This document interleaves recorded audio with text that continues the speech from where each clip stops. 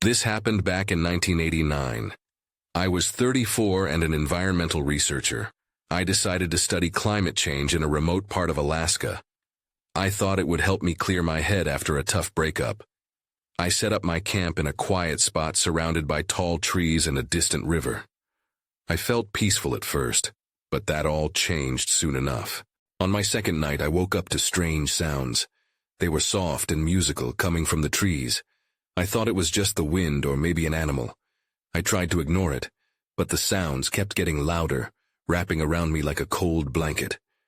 I shivered and pulled my sleeping bag tighter. I often felt uneasy in the dark. The next day, I focused on my work. I collected samples and took notes. But every night those melodies returned, growing into jarring noises that made my skin crawl. I barely slept. I began finding strange symbols carved into the trees nearby. They looked old and out of place, but I didn't know why. One day, Sarah, another researcher, went for a walk in the woods. I figured she just needed a break, but she didn't come back. I waited until dark, and when she still didn't return, I started to worry. Ethan, another researcher, decided to go after her. They both vanished into the woods. I felt panic rising in my chest. I didn't know what to do. I thought about calling for help, but then that weird sound came again. I felt like the woods were telling me to stay put. Something stopped me. It was like an unseen force held me back while I could practically hear the trees whispering in the dark. I felt trapped. Each night felt heavier. The whispers mixed with the melodies. I couldn't make out the words, but they sounded familiar. I convinced myself it was just the wind playing tricks. But deep down, I knew something wasn't right. I kept checking the trees with the symbols. The shadows around me felt alive, shifting in the corners of my eyes. Then one night I heard a loud crash. I stepped outside, my heart pounding. The trees loomed over me and the strange sound returned. It was different this time, like the woods were alive. I felt cold all over. Then I heard someone call my name. I turned, startled. I peered into the trees, and for a moment I swear I saw a figure watching me. My breath caught in my throat. I stumbled back, fear overtaking me. I wanted to run, but I felt rooted to the ground. The trees were closing in. I blinked, and when I looked again, the figure was gone. I was alone, completely lost in the darkness. I realized I wasn't safe. Panic surged through me. I had to get out. As I turned to find my tent, I heard the whispers again, louder now. The trees seemed to sway like they were breathing. And then I felt a hand on my shoulder. I froze. I didn't dare turn around. I knew I wasn't alone anymore. That was the moment I fully understood. The trees were no longer just trees. I never spoke of what happened next. It's been almost 35 years, but I still hear those sounds. The 1989 incident in Alaska, involving the trees and the unexplained sounds. I stood there, frozen, still feeling the weight of that hand on my shoulder. My breath quickened, but I couldn't bring myself to move. The darkness trembled around me. It was as if the trees were watching, their branches straining to catch a glimpse of what was happening. Then the hand squeezed gently, but the grip wasn't reassuring. It felt almost protective. I finally mustered the courage to turn around. What I found made my heart leap into my throat. It was Ethan. His face was pale, and his eyes were wide with terror. I barely registered the relief of seeing a familiar face. I could hardly hear over the din of whispers surrounding us. "Ethan," I gasped. "Where's Sarah?" He shook his head, fear etched on his features. "I don't know. I found her trail, but it goes nowhere." He looked back at the trees, his voice dropping to a whisper. "Something's wrong. We shouldn't be here." The voices felt louder, more insistent. I could see now, faintly, the carvings on the trees illuminating in the moonlight. They twisted and shifted like they had a life of their own. "We need to leave," I urged. Ethan's eyes darted toward the shadows. He hesitated. "It's not that easy. They want something." "What do you mean?" I asked. "I thought I heard her calling for me." But when I got close, he swallowed hard. It felt like the trees were pushing me back, like they wanted me to stay. Panic surged again as the trees seemed to shift. their branches reaching out like skeletal fingers. The dark forest felt too alive. "We have to go now," I insisted, pulling at his arm. But then I heard it. A voice, sweet yet haunting, drifting through the air. It called out softly, echoing the very essence of Sarah's voice. The sound twisted in my gut. I staggered back, torn between the urge to follow it and the instinct to flee. "Don't listen," Ethan shouted, his voice cracking. "It's a trap." I stumbled, grasping for clarity. The trees seemed to lean in, the whispers wrapping around us like chains. I looked at Ethan, desperation filling my chest. "What do we do?" "Follow me," he said, turning on his heel. We sprinted into the thicket, branches clawing at our clothes and skin. Every breath was harder to take. The whispers became wails, and shadows danced around us. Behind us I could hear the voice intensifying. It shifted from Sarah's call to a ghostly chorus, pleading, weeping. But above all, it demanded. I didn't know what it wanted, but I knew we needed to escape. I felt the ground shift beneath us. We ran, branches snapping, the noises growing louder and more chaotic. Just when I thought we might have made it, I tripped over a tree root and fell forward. I saw the ground rush to meet me, and then everything went dark. I woke up gasping, alone. The trees loomed silently above me, their whispers gone. I pushed myself off the ground and looked around, dread creeping in. "Ethan," I called, but there was no answer. That's when I saw it. A shape in the distance, standing among the trees. It wasn't a tree, and it wasn't Ethan either. My breath hitched, and I felt cold dread pooling in my stomach. What had we stumbled into, and how was I going to get out? I squinted into the darkness, trying to make sense of the shape ahead. It stood still, almost blending in with the shadows. But there was something undeniably human about it. My heart pounded in my chest. I wanted to call out, to demand answers, but my voice felt trapped in my throat. Instead, I took a tentative step forward. The figure shifted slightly as if sensing my movement. I hesitated, a wave of instinct begging me to turn back, to run. But what choice did I have?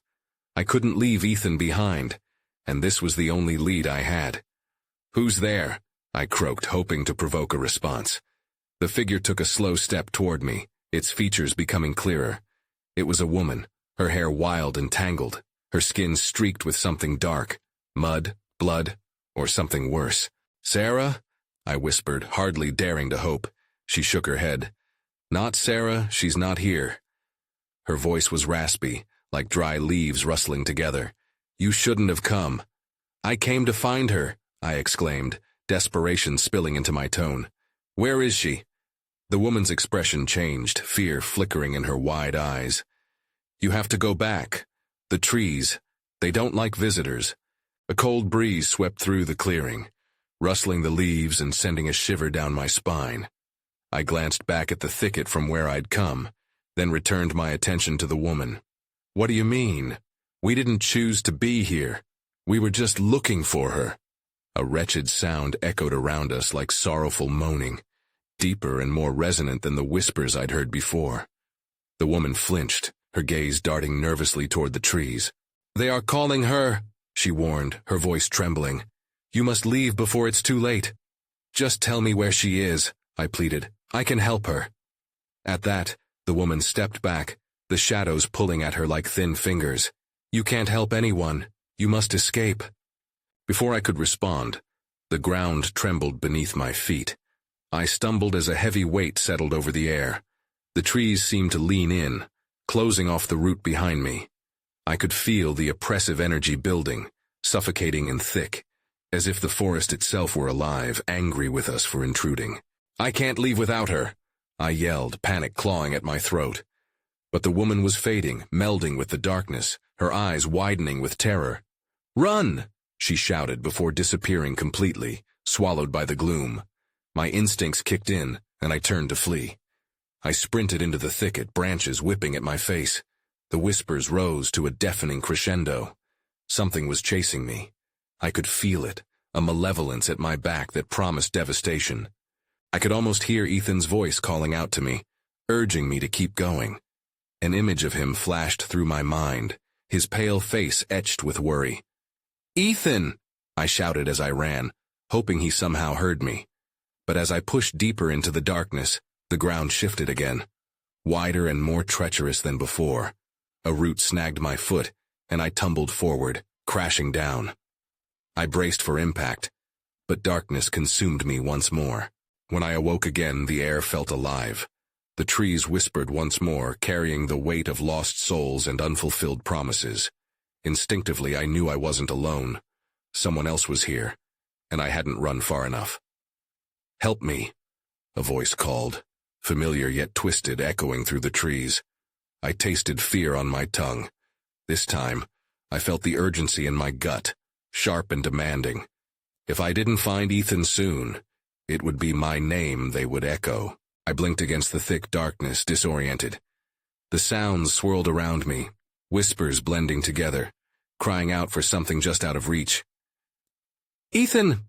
I called again, desperation creeping back in. The call returned its own echo, bouncing off the trees that surrounded me like a wall.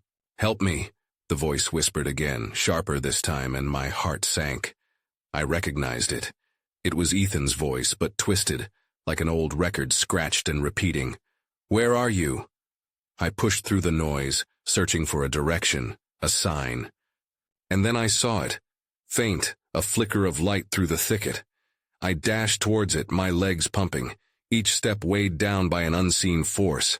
The light pulsed like a heartbeat, drawing me in with promises of safety and clarity. Just ahead, the trees parted slightly, revealing a clearing. As I stumbled into it, the light flickered and grew brighter, illuminating the faces of shadows dancing at the perimeter of the trees. The figures shifted uneasily, their features indistinct, but their intentions clear.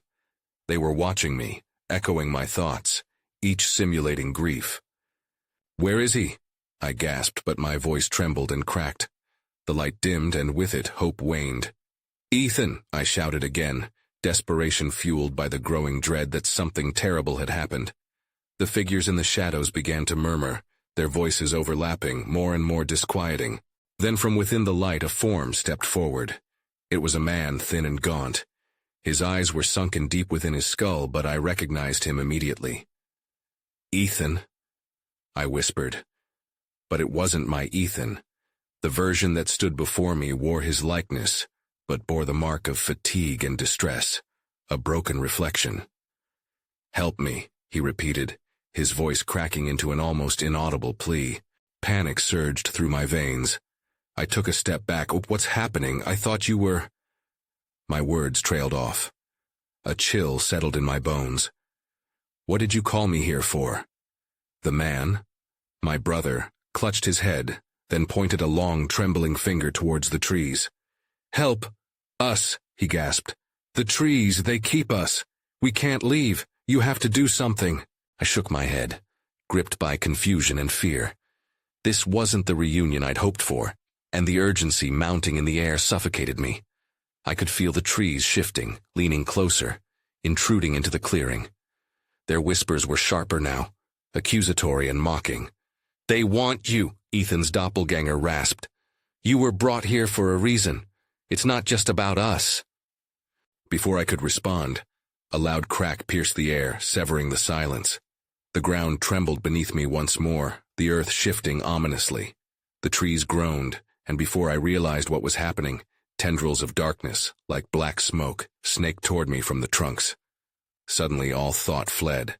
I turned to run, fleeing the clearing and the terrible echoes of Ethan's voice. This time I didn't just feel eyes watching me. I felt anger, a need for retribution. And then I heard it, a new voice, louder and more authoritative than before. "You're not supposed to be here," it screamed, shaking the very ground I stood on. Adrenaline surged, propelling me forward as I darted deeper into the forest. My breaths came in frantic gasps, my heart raced, but I couldn't stop. I had to find a way out. I had to find Ethan. But as the shadows closed in around me, the last remnants of light flickered out. I sprinted blindly into the pitch black, praying the next turn would lead me to safety and not deeper into the heart of the nightmare. The air turned colder as I ran deeper into the forest. The shadows pressed in, thickening around me like a living thing. I had to find Ethan. I had to escape. Panic clawed at my throat, making it hard to breathe, but I focused ahead, searching for any sign of an exit. Suddenly, a flash of movement caught my eye. I skidded to a halt, my heart hammering. I squinted into the darkness. "Ethan," I called out, my voice trembling. No response, only silence. Then, through the choking darkness, I spotted it, a glinting object on the ground. I stumbled toward it and bent down. It was a pendant, one I had given to Ethan years ago. I could feel the weight of it in my hands, an anchor in this chaos. "Ethan," I cried again, the fear in my voice rising. But as I gripped the pendant, I heard the whispers again. They swirled around me, growing louder, more insistent. "Join us," they beckoned, a chilling harmony that sent shivers down my spine.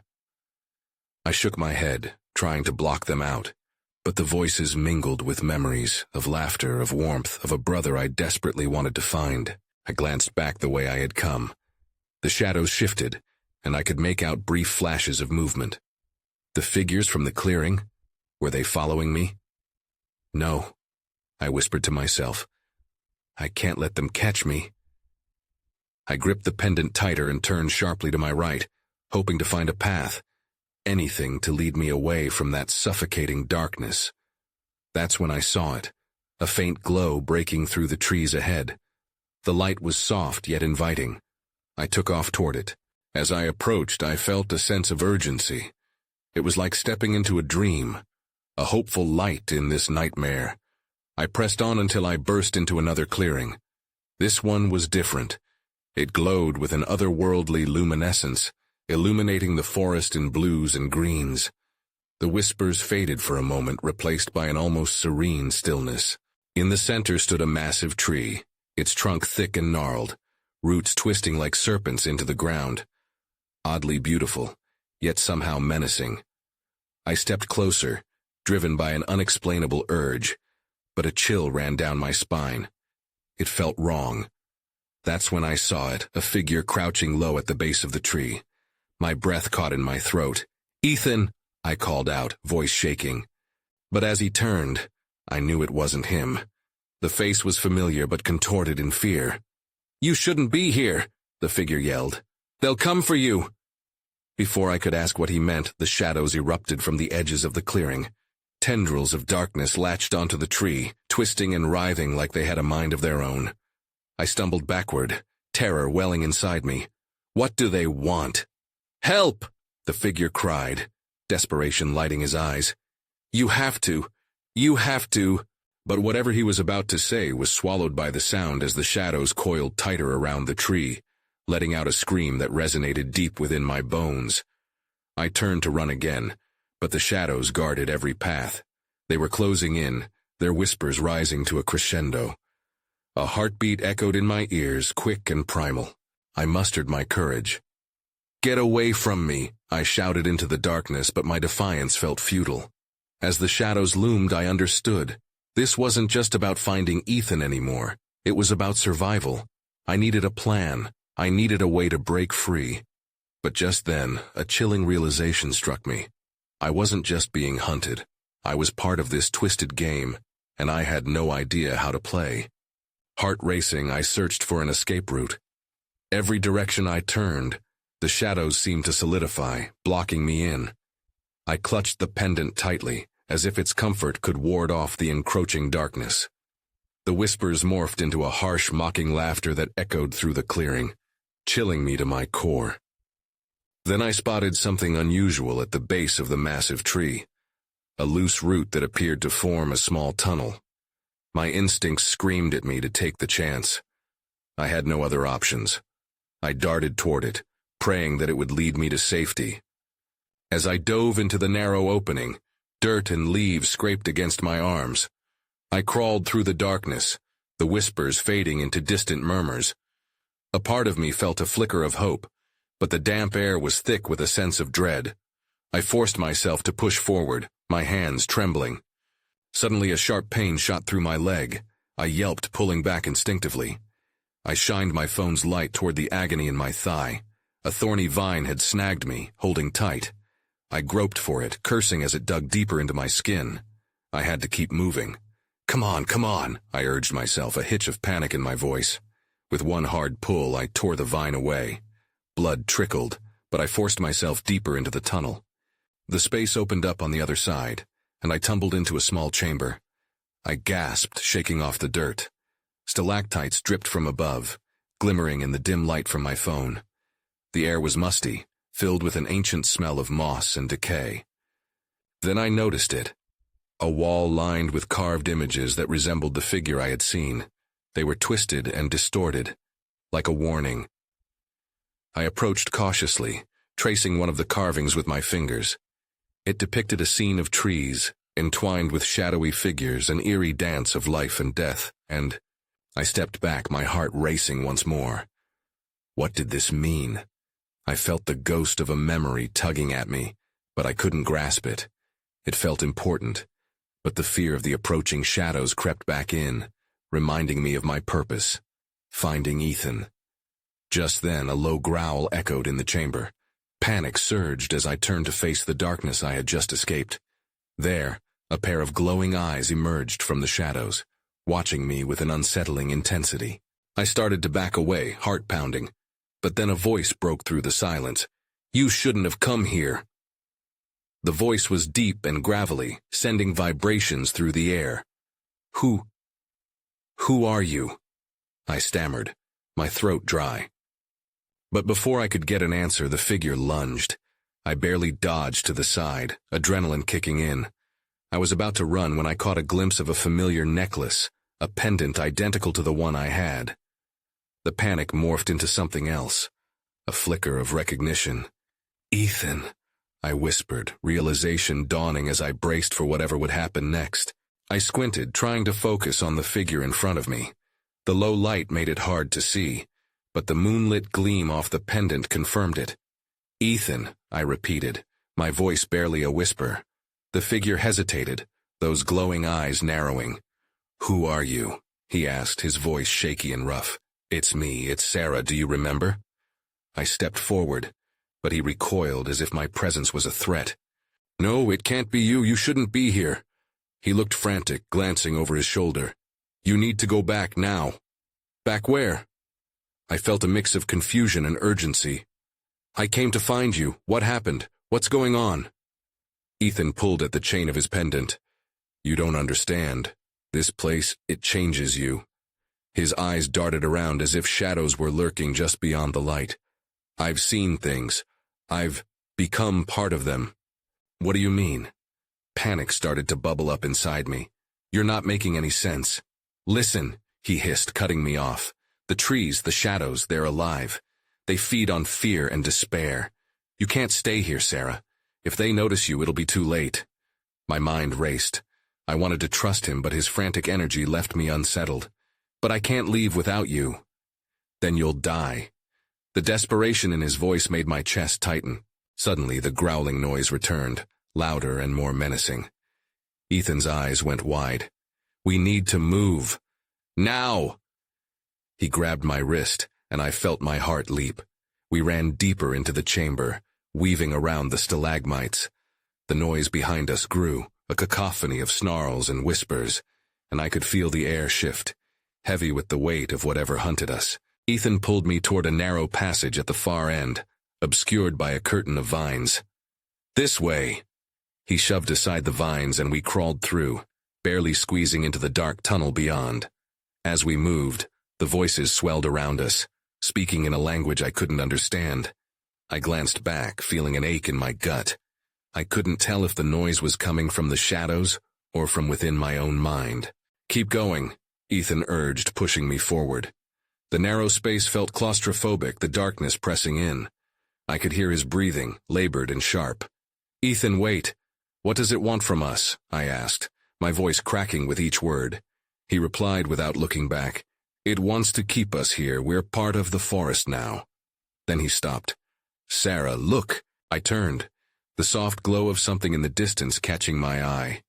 It was another chamber, larger and more luminous than the one we had just left.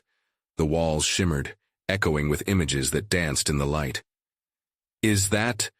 I started, but my voice trailed off. Ethan's grip tightened. It's too enticing. Don't fall for it. But it wasn't the strange beauty that caught my attention. It was the figure reflected in the light. Something that looked like Ethan, but it was not him. A twisted version stood there, beckoning with a sinister smile. As my heart raced, a realization hit me with icy clarity. This place was calling to both of us. Before I could react, the voice of the forest surged louder, hungry for what I hadn't yet realized. Sarah. Then everything went dark, jolted awake, gasping for air. The darkness pressed against me, thick and suffocating. I could feel the cold stone beneath me, damp and rough. Panic bubbled up again, and I scrambled to my feet, disoriented. "Ethan," I called, voice echoing in the stillness. There was no answer. I turned slowly, trying to find my bearings. The low light illuminated the chamber, but everything felt shifted, twisted. The walls pulsed like they were breathing, and the alluring light from before flickered just out of sight. "Ethan!" I shouted again, dread creeping into my chest. Had I lost him? I stepped cautiously, my footsteps echoing softly against the floor. As I moved, I caught a glimpse of movement in the shadows to my right. I froze, heart racing. Is someone there? The shadows twisted, and I squinted, forcing myself to look. The shape melded into the darkness, shifting from one form to another, an amalgamation of horror and beauty that made my stomach churn. Instinctively, I backed away, retreating toward the wall behind me.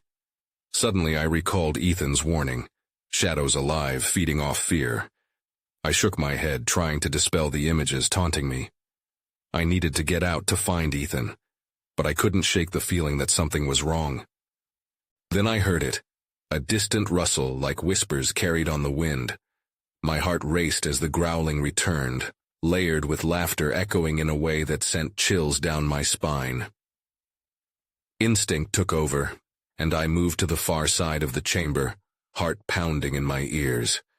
As I edged forward, my foot caught on something, and I tumbled forward, hitting the ground hard. In the dim light, I noticed a glint beneath a nearby rock.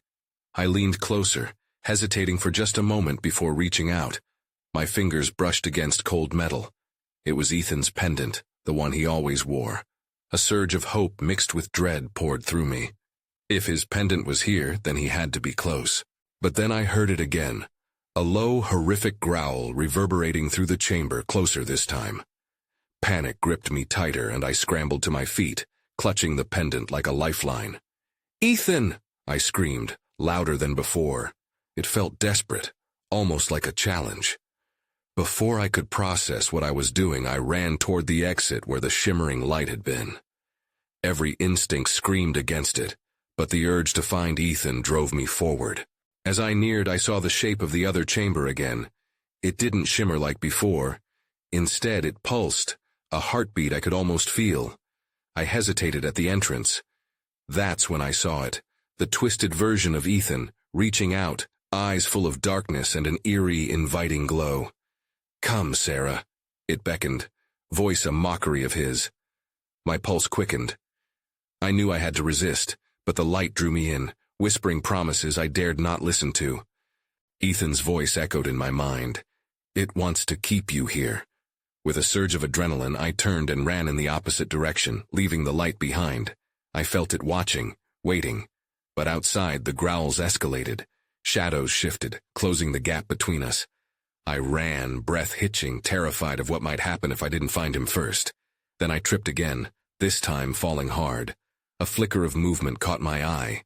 Something was coming, and it was real. I scrambled to my feet, the pendant slipping from my grasp and clattering against the cold floor. It felt like the shadows were laughing at me, taunting my every move. I pivoted, adrenaline surging as I glanced behind me. The thing I thought was coming before was now closer, its unsettling presence distorting the edges of the dim light. "Ethan?" I shouted again, desperation spilling out. My voice echoed, but I felt unseen eyes all around me, making my skin crawl. I was lost, terrified, but I couldn't stop. I had to keep moving. With every step, the growling seemed to morph into something else, a strange mimicry of laughter that twisted in and out of the shadows. I pressed forward, lunging past the patches of darkness, desperate to find a way out. Suddenly, I stumbled on a large stone that protruded from the ground, nearly falling again. Just as I regained my balance, I noticed a low, slithering noise beside me. I turned swiftly, heart racing again as I saw a mass of darkness undulate on the stone floor. A creature formed from shadows, the same one that had been lurking. It had no clear shape, but I felt its pull. My breath quickened and instinct screamed at me to run. I bolted down another corridor, the weight of the darkness behind me growing heavier. I needed light, something to help push it back. The pendant. I searched desperately for it as I ran, my throat tight. I had to find something, anything to guide me. Up ahead I spotted flickers of light that danced along the walls. My heart soared. I dashed toward them, feeling hope surge inside me, but as I neared, the lights retreated, leaving me in deeper darkness. The growling morphed again, vibrating through the air and slicing through my resolve. "Ethan!" I yelled once more. My voice felt small and fragile against the oppressive atmosphere. I reached a wide chamber filled with strange trees, their bark black and gleaming like obsidian. They twisted upward in varied directions, almost as if they were alive. Dark shadows flitted among the trunks. My eyes scanned the room, searching for signs of Ethan or any escape. I had to believe he was near. Then beneath those eerie trees I saw it, a small, shimmering aura flitting between the trunks. It could have been a firefly, but there was something unsettling about it, almost mechanical. I took a cautious step closer, but the shadows responded, expanding around me, thickening in a way that made the air feel suffocating. "Stay back!" I yelled, hands raised instinctively. The shadows seemed to pulse with my fear, and panic clawed at my throat. But then, just as I felt I could be swallowed whole, a familiar voice broke through. "Sarah!" It was Ethan's voice, filled with urgency. "Ethan!" I shouted back, relief flooding my chest for a moment, but it quickly turned to dread as I realized how many shadows surrounded me. "Where are you?" "I'm here," he called, but the darkness twisted his words, blending them with whispers and more growls. I felt paralyzed, caught between the lure of a familiar voice and the encroaching darkness pressing in all around. Then, without warning, the shadows shifted and contorted. I focused, trying to find the source of Ethan's voice, but everything felt wrong. The shadows were closing in. That's when I saw them. Figures began to emerge from the darkness, grotesque shapes that mirrored Ethan's form. A jolt of fear struck through me. They smiled, a haunting mimicry of the warmth I once knew. My heart raced as realization settled in. There was no escape. Not yet. I took a deep breath, gripping the pendant tightly once more. I had to push through the fear, had to find Ethan and confront whatever this was. But could I resist the darkness long enough to find him? I stood frozen in the tense atmosphere, the echo of Ethan's voice filling me with both hope and dread. The twisted versions of him that emerged from the shadows lingered close, specters of despair, insidious and smiling, feeding on my fear. I didn't know which was the real Ethan, and the realization settled coldly in my chest. Perhaps all these shadows had once been like us, lost souls twisted by the forest's malevolence. "Please," I shouted, my voice cracking. "I need to see you." The figures circled, their mockery seemingly omnipresent. Then from amongst them a flash of light ignited, a reflection from the pendant at my feet. I lunged for it, snatching it up just as the shadows lunged toward me. Clutching it tightly, I closed my eyes, hoping the light would stave off the darkness surrounding me. Ethan's voice broke through again, clearer this time. "Sarah, stay with me. Follow my voice." I opened my eyes, and suddenly the shadowy figures shrank back as the pendant began to glow, illuminating the terror in the faces around me. "Ethan, where are you?" I cried out again, even as I prepared to sprint deeper into an unknown corner of the chamber. "Over here. Come to me." I spotted movement further inside the grove of strange trees, a flicker of the real Ethan buried somewhere among the decoys. I took a deep breath and sprinted. The shadows roared, circling closer as if sensing my determination. I could feel their anger. It vibrated through the very air around me. As I closed the distance, I caught more glints of familiarity. Clothes, shoes, the unmistakable silhouette of the brother I had once known. "I'm coming," I yelled, pushing past fear, adrenaline coursing through my body. But as I reached what I thought was the real Ethan, something shifted and the shadows drew nearer. I could feel the chill on my back, creeping in like a cold breath on my skin. "No," I yelled, summoning all my strength, raising the pendant between us like a shield. The shadows writhed back, momentarily stung by the intensity of the light. In that brief moment of clarity, I reached for the solid form of my brother, grasping his arm. "I found you," I exclaimed, but when I looked closer, an icy dread settled in. His face had the same expression as the twisted figures, a pain that spoke volumes of the torments he had endured. But before I could question the truth of what I held onto, the forest roared with an unfathomable wrath. "You shouldn't have come," the voice thundered, shaking the ground beneath us. Shadows lashed forward, wrapping around Ethan's legs. "No!" I shouted, struggling to pull him free. "We have to go!" In an instant, the figures surrounded us, their whispers rising again to a maddening crescendo that clawed at my ears. The darkness pulsed, thrumming with energy.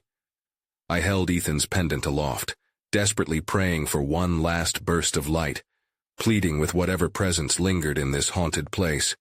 "Let him go, we will leave. Just let us go." The shadows hesitated at the brightness for just a split second. Then, releasing Ethan, they surged toward me, enveloping us both in choking darkness. In a flash of panic and instinct, I seized the moment and dragged Ethan forward. The shadows drew back, swirling as we bolted towards the cavern's mouth. We stumbled out into the eerie calm of the forest. The soft, haunting melodies faded into the distance, eclipsed by the realization that we were free of their grasp. Yet even as we emerged from the trees into the starlit expanse, the oppressive weight of unease settled over me. "We did it," I gasped, looking back towards the forest, half expecting to see the shadows chasing after us. But the trees remained silent. Ethan slumped against me, breathing heavily, his expression distant and haunted. "Not all of us made it out," he murmured.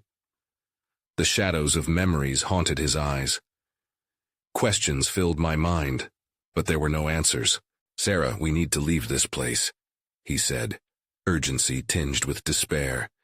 I nodded, dread pooling in my stomach. As we made our way down the path, I cast a glance back toward the towering trees. I couldn't shake the feeling that something was still following us, lurking just outside the dim light, watching and waiting. Weeks passed before we eventually figured out how to tell our story. When the authorities arrived to investigate the area, they found nothing but echoes of silence. Sarah's name wasn't even on their radar, only the whispers of neighbors claiming she vanished long ago. Even now, as I reflect on that night, I still hear faint echoes of the forest's melody.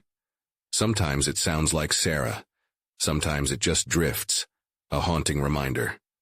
But I never returned to those woods. Who knows what still lingers there? And every time the wind rustles the leaves, I'm reminded, some mysteries remain unsolved, waiting more deeply for the next travelers who intrude upon the shadows of that cursed forest.